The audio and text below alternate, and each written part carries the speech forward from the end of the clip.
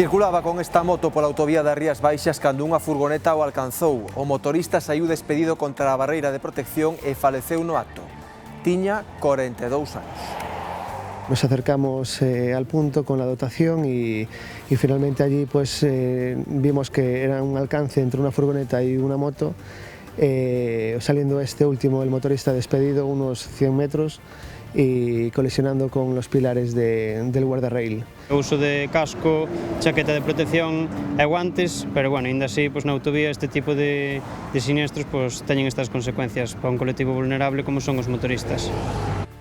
Boas tardes, benvidos ao Galicia Noticias deste venres 12 de xuño. Este accidente mortal en Carballeda de Avia pon aínda máis de relevo a vulnerabilidade deste colectivo de motoristas nas estradas e tamén a campaña especial de vigilancia e concienciación sobre eles da Garda Civil de Tráfico. Este ano está a subir a cifra de accidentes mortais de moto e as vítimas teñen un perfil claro, home de entre 35 e 44 anos con moto de gran cilindrada. Adoitan ser saídas de vía por exceso de velocidade en estradas convencionais, sobre todo nas fins de semana.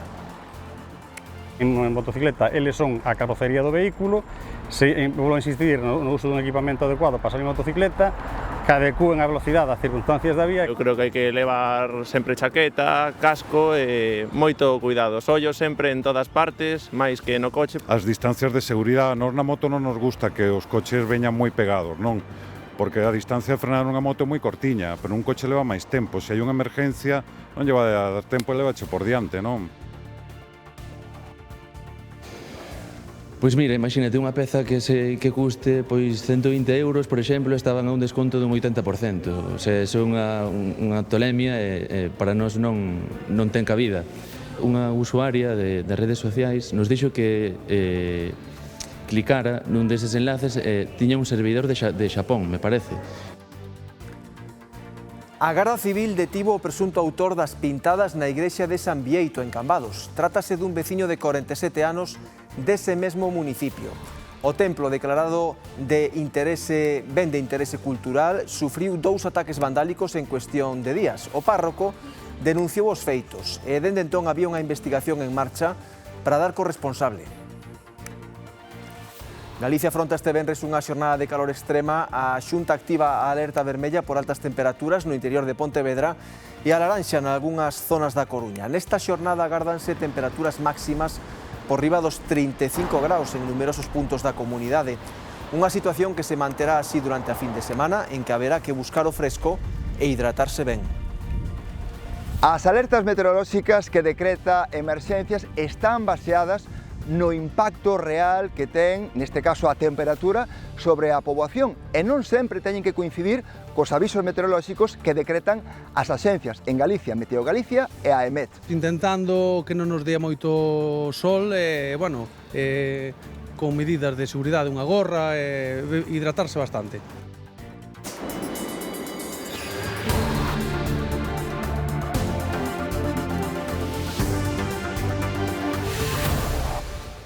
Comezamos relato informativo cunha novidade moi importante no xuízo do crime por Joel Quispe. O maxistrado decidiu absolver xa en sala o mozo o que unha das acusacións particulares acusaba de ser cómplice no crime e para o que pedía 15 anos de cadea. Os outros 2 mozos están investigados por un delito de asasinato. A Fiscalía pide para eles 20 anos de cadea. Os abogados dos pais da vítima elevan a pena aos 25. Ya se anticipa que será un pronunciamiento absolutorio respecto de Aarón Lobillo, sin perjuicio ya del surtido de recursos. Así que el señor Lobillo ya puede desalojar la sala y marcharse si así lo desea. É a decisión que tomou o maxistrado tras 9 sesións de proba e esta última na que as partes expuxeron os seus informes finais. A Fiscalía acusa os outros 2 mozos dun delito de asasinato. Foi unha coitelada mortal e o falecemento instantáneo, asegurou. En este caso no hay ninguna duda razonable.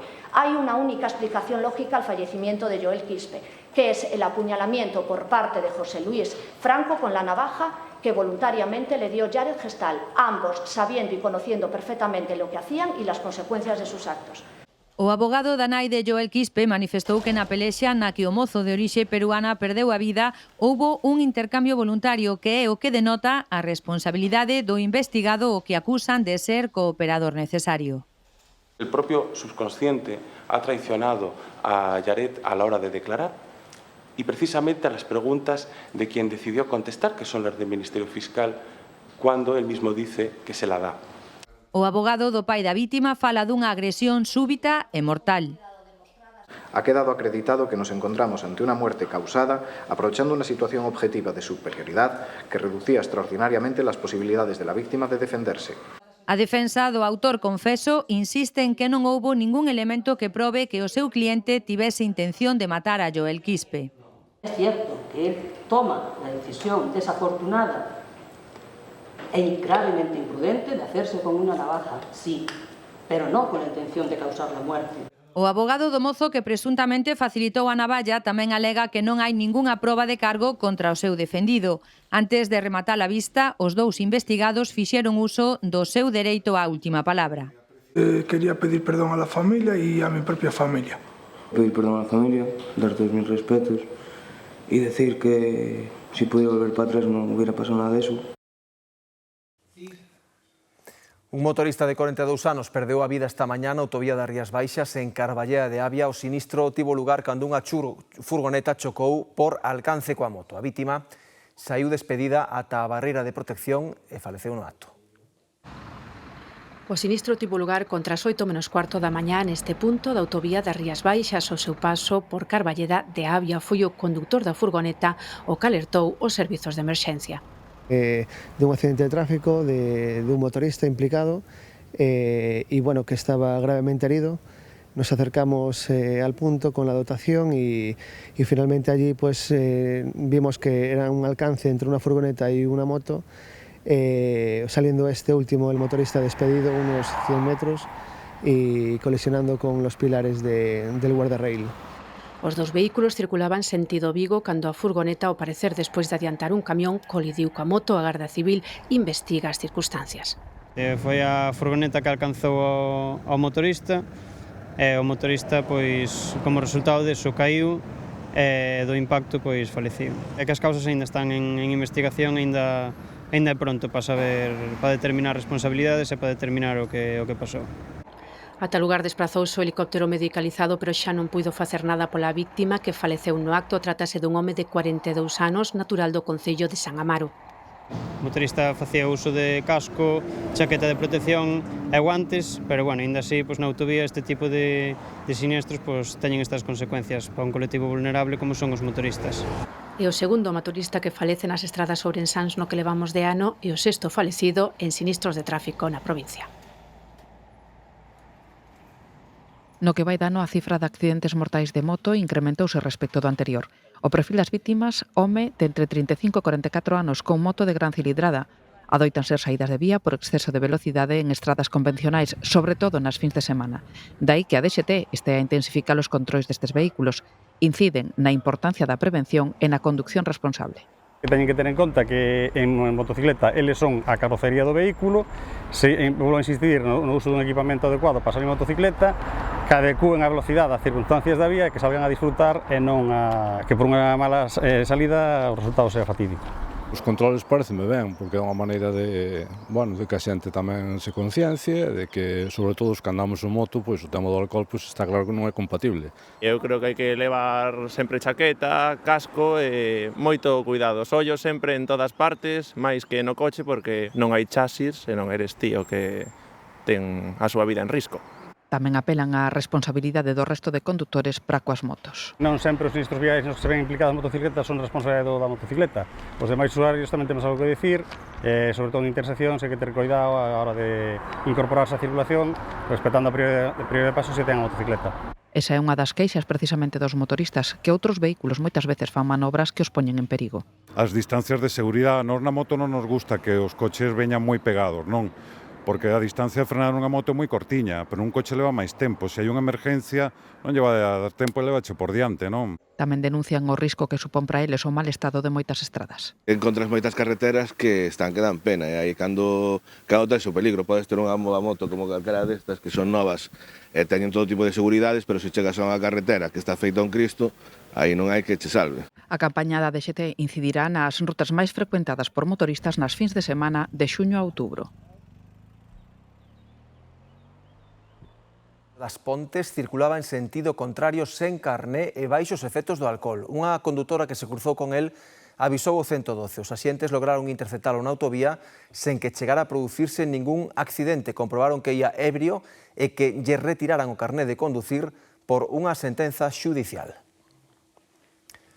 O Rally de Ourense deixábanos onte esta imaxe dun coche que acabou sinistrado nunha horta do concello de Toén, pois hoxe deixanos esta outra.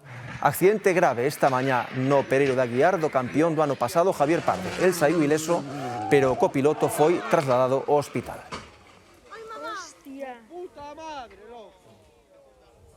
Os ladróns de cable de cobre volven ás andadas en Cangas. Nas últimas horas trataron de subtraer de novo o material dos farois que iluminan o acceso á autovía do Morrazo. É o mesmo punto en que o luns pasado xa roubaran 300 metros de cable de cobre, deixándose en luz esa estrada. Desta volta non conseguiron facerse co botín porque o material aínda non fora reposto. A Policía Local vai reforzar a vixilancia.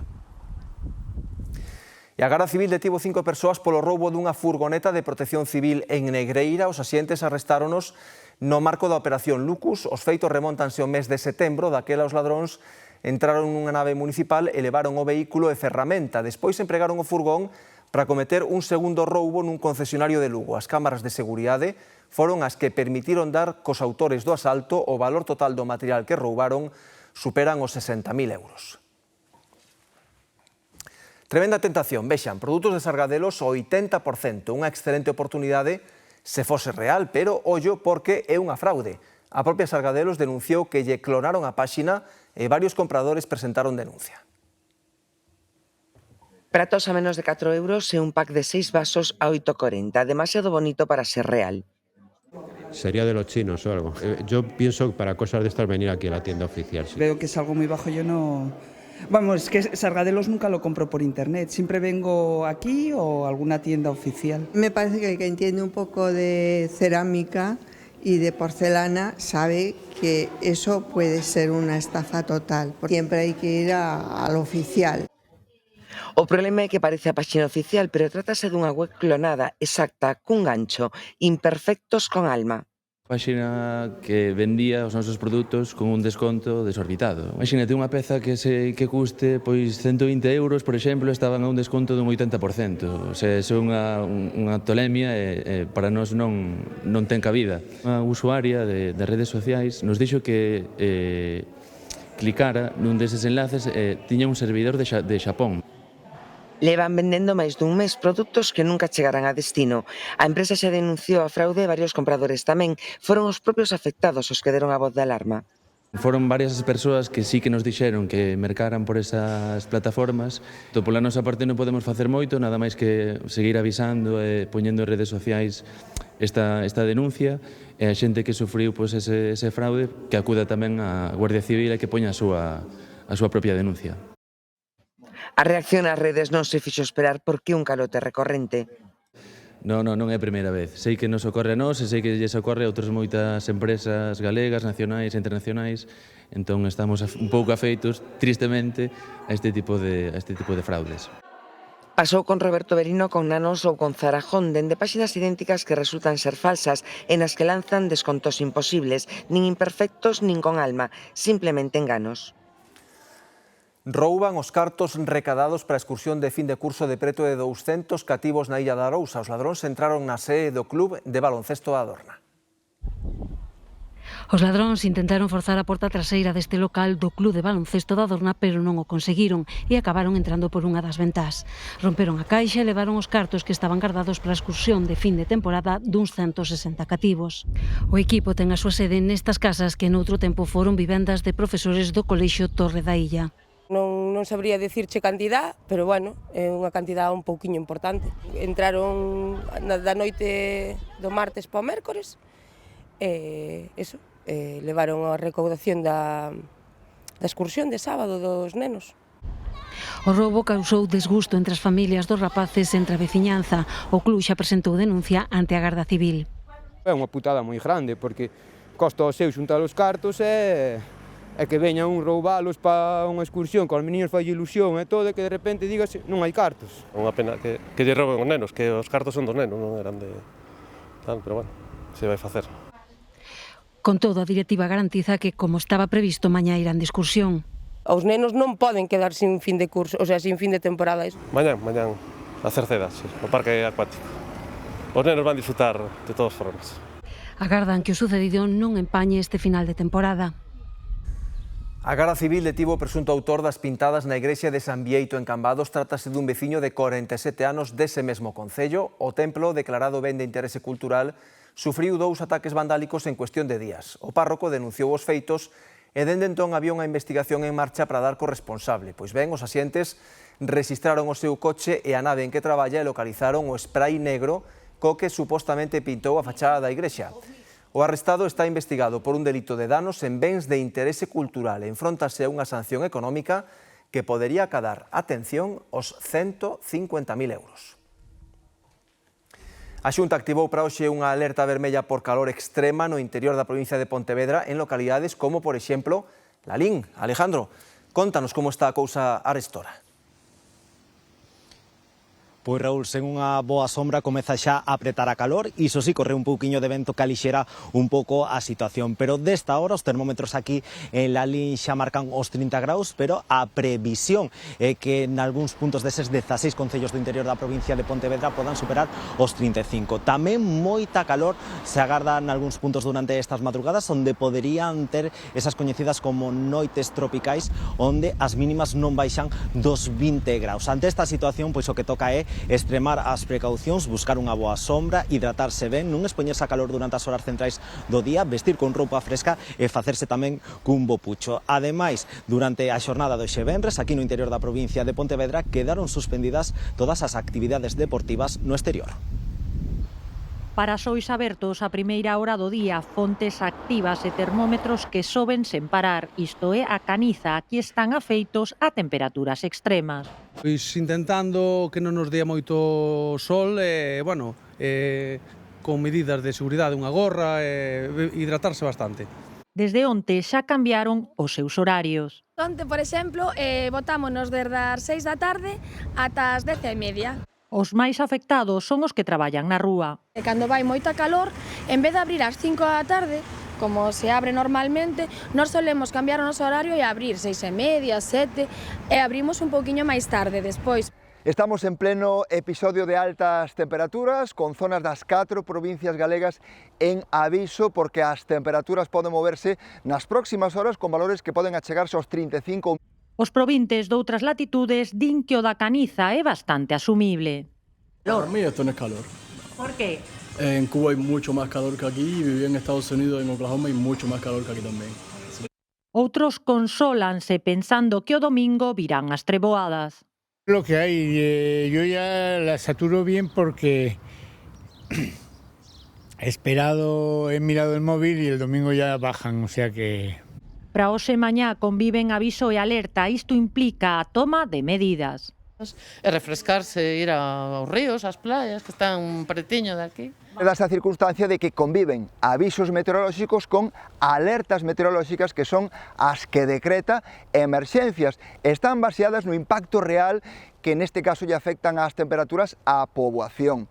E ademais empregano para activar servizos de seguridade e despregar, por exemplo, servizos de protección civil ou de bombeiros. No noroeste da Coruña tamén se notará calor na cidade en localidades litorais como Carballo, Ferrol e Cedeira. Aquí a alerta por calor redúcese a laranxa. Manterse ben hidratado, evitar a exposición prolongada ao sol ou evitar a actividade física nos momentos de máis calor son algunhas das recomendacións básicas para evitar problemas estes días. Son as medidas que se recomendan cada vez que se suceden episodios de altas temperaturas, pero non está de máis lembrar unha serie de precaucións para evitar problemas de saúde asociados á calor. Los cuidados son sobre todo hidratarse, evitar estar en las zonas donde el sol pega más fuerte en los momentos del día de mayor calor, evitar esos momentos, evitar también el ejercicio extenuante o excesivo, sobre todo en las zonas donde hace más calor y esas horas de más calor también, ¿no? Beber auga con frecuencia, aínda que non se teña sede, evitar a exposición prolongada ao sol durante as horas centrais do día ou utilizar roupa de fibras naturais son medidas a ter en conta para combater a calor extrema xunto con outros consellos. protegernos de esos momentos del día de más calor, evitar el ejercicio extenuante en las horas de más calor. El ejercicio extenuante con calor favorece los golpes de calor. Y luego, como hablábamos ahora al final también, cuidado con las zambullidas, con aquellas zonas que no conocemos, nos vamos a meter en el agua y demás. E, sobre todo, protexer os colectivos máis vulnerables, as persoas maiores, os cativos e os que padecen algunha doenza crónica, que son os que presentan maior risco ante as altas temperaturas. Un bo remedio para combater a calor está en dar un baño refrescante e o mar sempre está aberto, como quen di, pero as piscinas non. Pois ben, moitas delas abren as portas xa esta fin de semana e moitos van a agradecer. Estas que ven son as de Oira, en Ourense. A mañá aínda non había moita xente, pero esta tarde os próximos días seguro que están a tope. Mira, a calor aquí, como temos un entorno tan sumamente privilexiado, temos piscina, temos duchas, temos ríos, entón sempre temos maneira de atallala. Si que é certo que parece que o xa moita, pero volvo a repetir, temos piscina, temos río e temos duchas aí para poder atemperar un poquinho esta temperatura no corpo. Pois estes días están nunha das nosas vilas de costa máis enlleiras, Baiona, atentos porque ali acaban de estrear o maior mural artístico de España. Trátase desta obra de Lula Goce, situada no espigón da Doca, mide 1.400 metros cadrados e é unha pintura moi inclusiva, xa que incorporou achegas de colectivos locais, veciños, profesionais do mar e centros educativos da zona. Esta nova creación aspira a converterse nun novo referente cultural e turístico do municipio. O Grove ponse firme contra a avalancha de autocaravanas. Nas fins de semana do verán pode haber ata 300 espalladas por toda a costa, mesmo en lugares protexidos. Xustamente nestes espazos prohibirán aparcar de noite e noutros pintarán prazas máis pequenas, dun tamaño no que non entra unha caravana.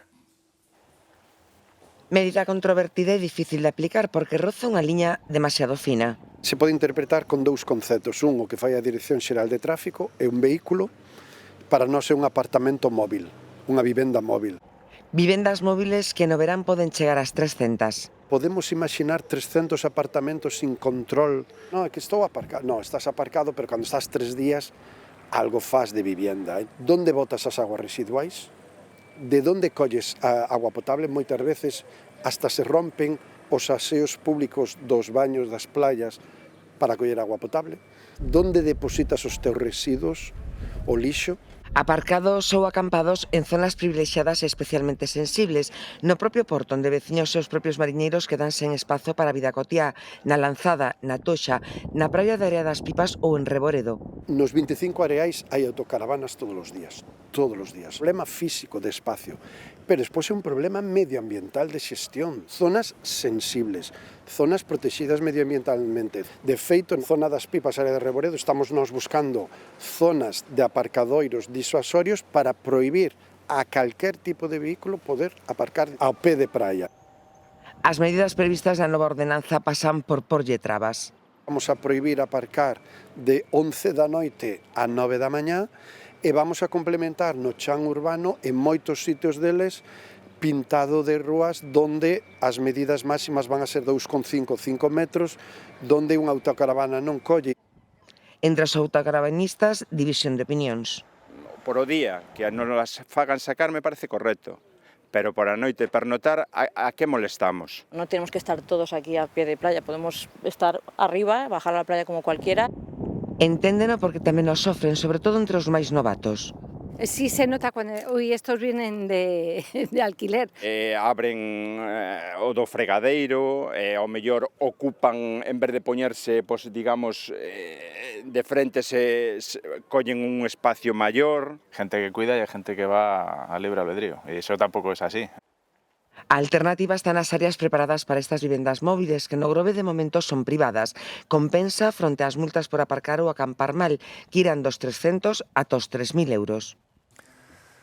Os ataques de lobos a cabalo son constantes en Cerdedo Cotobade dende hai tempo, pero estes últimos meses a preocupación medrou entre os veciños e propietarios destes animais, que ven como a gandaría cabalar comeza a minguar de maneira considerable.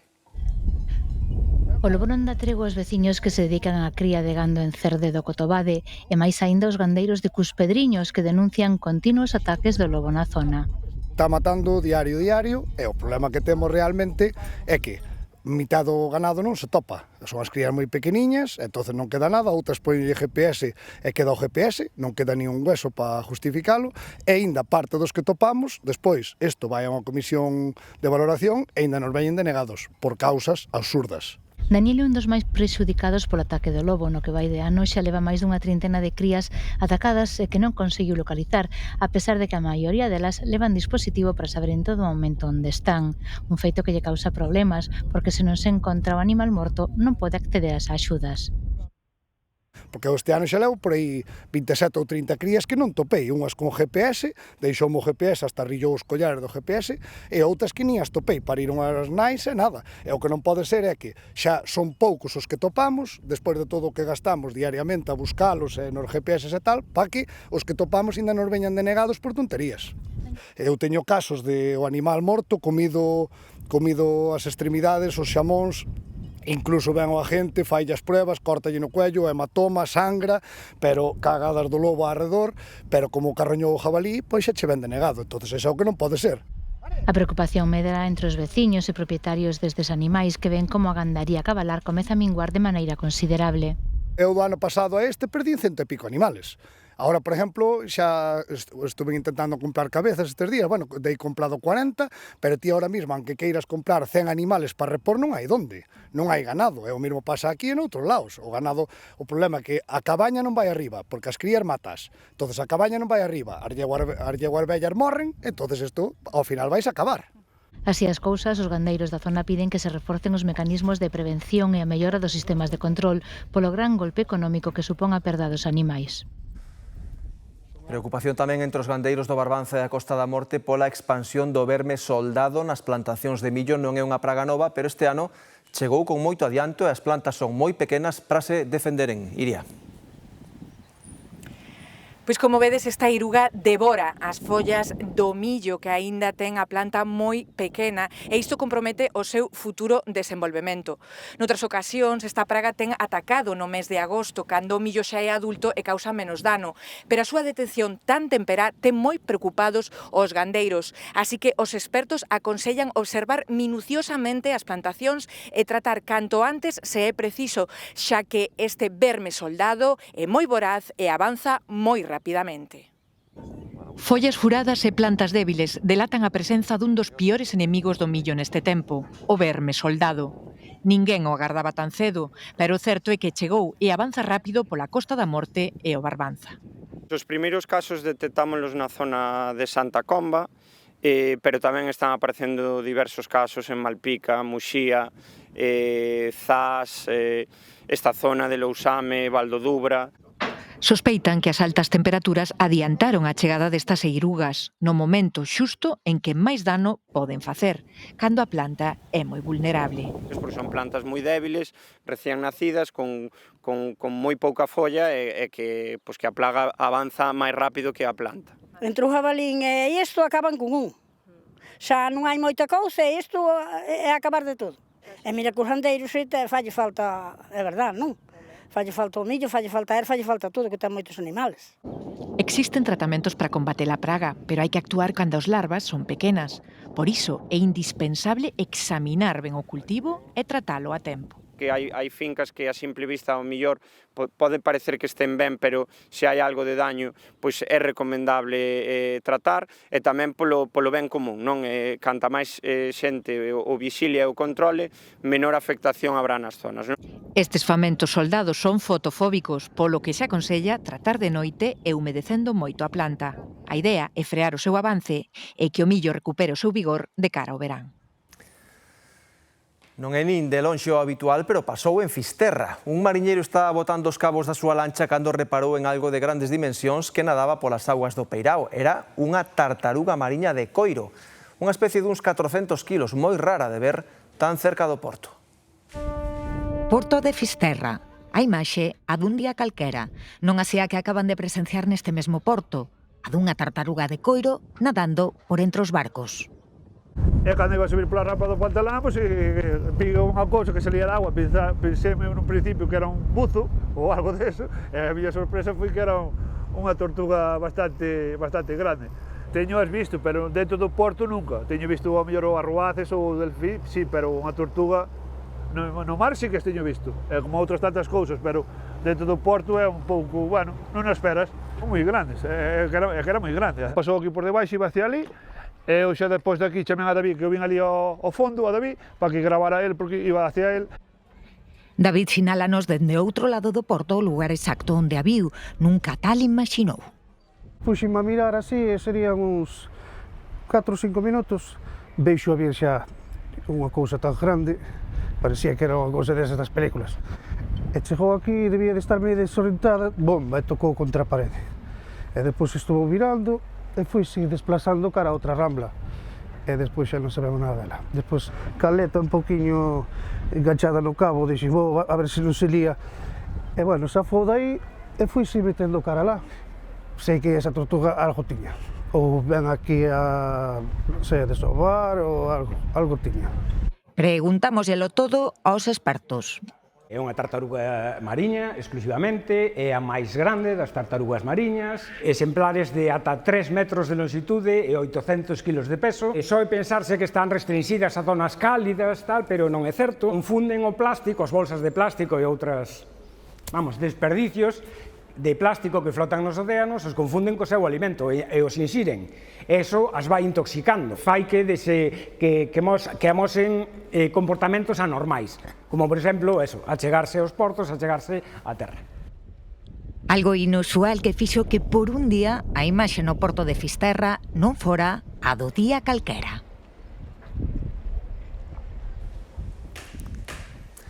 Xa comezaron as obras para renaturalizar o río Gafos o seu paso polo centro da cidade de Pontevedra. Os traballos durarán un ano e consistirán en visibilizar novamente o seu leito tras case 60 anos soterrado na contorna de Campolongo. No barrio de Campolongo, en Pontevedra, xa comezaron os traballos para renaturalizar o río Gafos, é dicir, devolverlle a este río a súa visibilidade tras estar en anos soterrado nesta zona do centro de Pontevedra.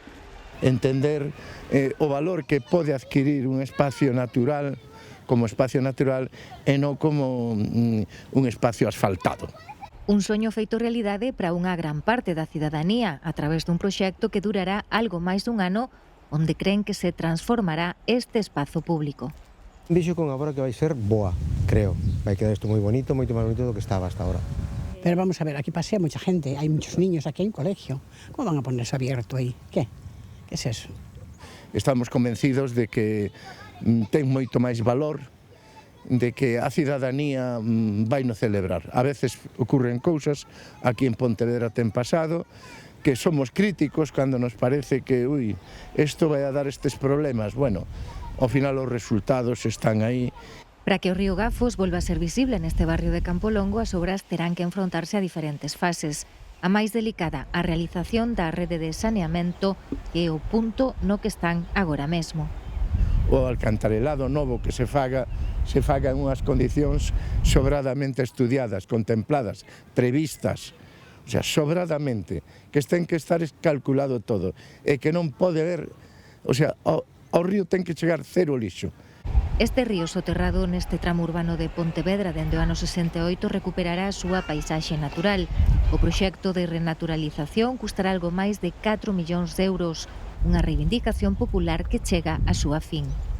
Eu estou contenta, además, mira, teño a miña casa ali, así que vou a ter unhas vistas estupendas. Totalmente a favor, vamos. Son veciña, ademais, o sea que fenomenal.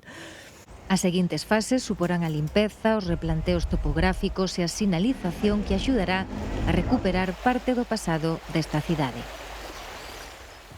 A escasos días xa para o comezo do Ardelucus nos hotéis de Lugo e arredores apenas quedan cuartos libres. Prácticamente todas as prazas están reservadas con establecementos que mesmo colgaron xa o cartel de completo. Durante a celebración do Ardelucus, a capital luguesa incrementa exponencialmente o seu número de habitantes co aumento da poboación flotante.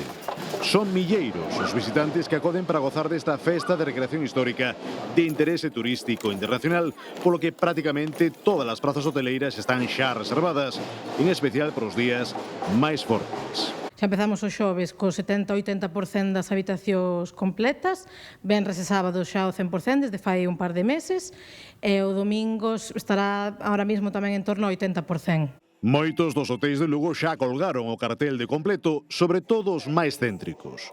A menos dunha semana para o comezo da festa, onde resulta máis probable atopar unha habitación libre é nos establecementos situados ás aforas da cidade ou mesmo nos concellos da contorna, como neste do Outeiro de Rei. Nos pa este fin de semana do Ardelucus, pois das 4 casas hai 3 cheas.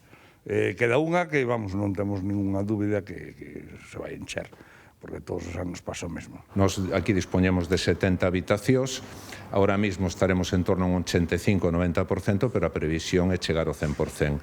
Este ano, a parte do Ardelucus, tamén coincide que hai unhas oposicións o sábado aquí na cidade, co cual o cliente é moito de xente que ven ás oposicións e a parte de xente que ven a celebrar o Ardelucus. Tocante aos prezos, os máis altos van corresponder ás prazas que queden libres tras as anulacións d'última hora. Nalgúns casos, mesmo poden chegar a superarse os 300 euros por unha habitación dobre. Foronse vendendo máis ou menos a partir de 130 a 150 euros, entre 130 e 150 as habitacións dobres, no caso de que quede que haxa algunha anulación de última hora ou algunha habitación que nos modifiquen, o prezo xa adoita ser de 200 euros, máis ou menos. O Ardelucus, que este ano chega ao seu 25 aniversario, celebrarase entre os días 18 e 21 de xuño. Rematamos por esta semana, vémonos o luns un pouco antes das 2:05 da tarde. Moitas grazas sempre por estaren aí e que pasen unha moi feliz fin de semana.